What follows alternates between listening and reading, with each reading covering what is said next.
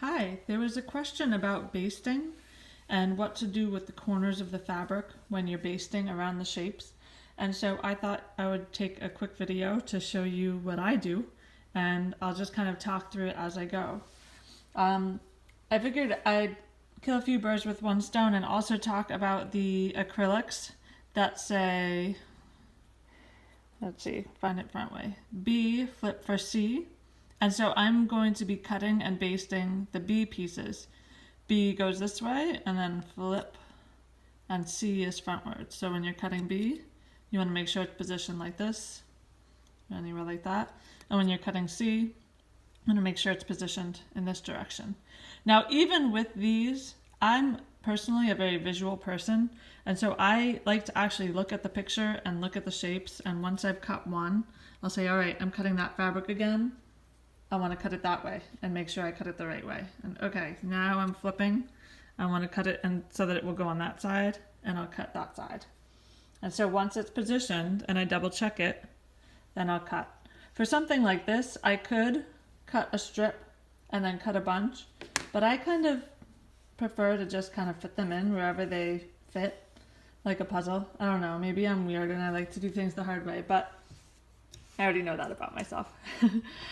But I just cut the piece carefully. I'm probably blocking.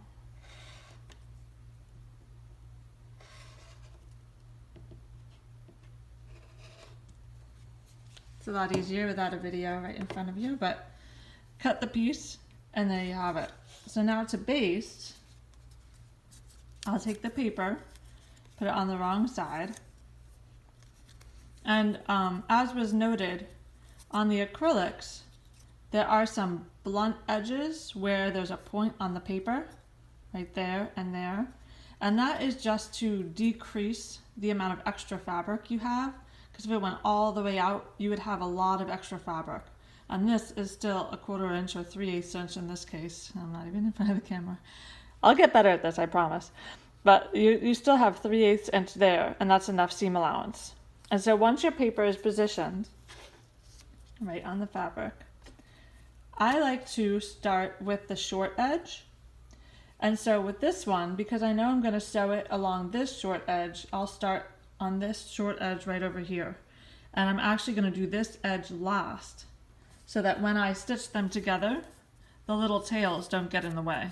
The tails are facing away from each other, and so when I stitch this together, there's no tail in the way there. That's just something that I think saves me a little bit of finickiness when I'm stitching. And so that's how I do it. So for basting, you hold your paper shape right in the center of your fabric on the wrong side of the fabric, a little bit of glue, and then fold it right over snugly. Now with this pattern especially, it's important to baste snugly, which means you want the fabric to go right on that edge of that paper. You want to make it nice and snug, and that way everything will fit together nicely. With the diamonds, like the A shapes and the B shapes, I do go all the way around, and I forget who mentioned it. Was it Fiona? Where you go either clockwise or counterclockwise and do that consistently. With shapes like the diamonds and the hexagons, the honeycombs, I do that. But for these long and skinny ones, like I said before, I save that one for last, only because then when I'm stitching, it makes it a lot easier to stitch.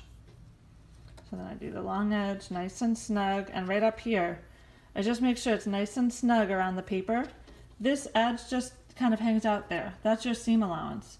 As you stitch it together, you just kind of move it out of the way wherever you need it, but it keeps your fabric secure around your paper. And then finally, we'll go for the last edge. And there's the shape fully basted. And you can see, you'll bring it a little bit closer. So the fabric tails, I think that was the question, what to do with the points. You just kind of leave them there, and then as you're stitching, you just want to make sure you're stitching the actual fabric shape and kind of move the tail away as needed.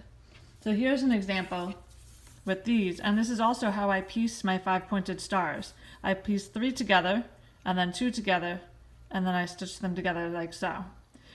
I've discovered that for me this is a lot smoother, because the first time I stitched one together I just kind of kept adding and adding and adding, and then I tried to fit that last one in and it did not quite fit.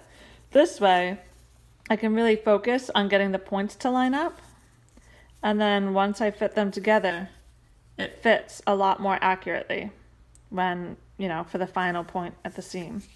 And as you can see on the back, basting those all in the same direction, once I stitch it all together, those fabric tails will nest nicely. And they just, as you stitch them together, you just move them out of the way and stitch up to the edge. And then move it out of the way and stitch up to the edge. So hopefully this is helpful.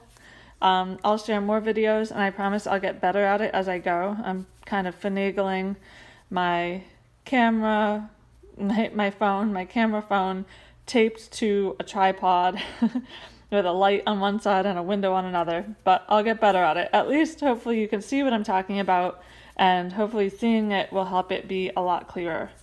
So hopefully this helps, and let me know if you have any further questions, or if this was helpful, or if I should get better at this and take more takes and erase the bad parts. What do you think? Happy Pollinate!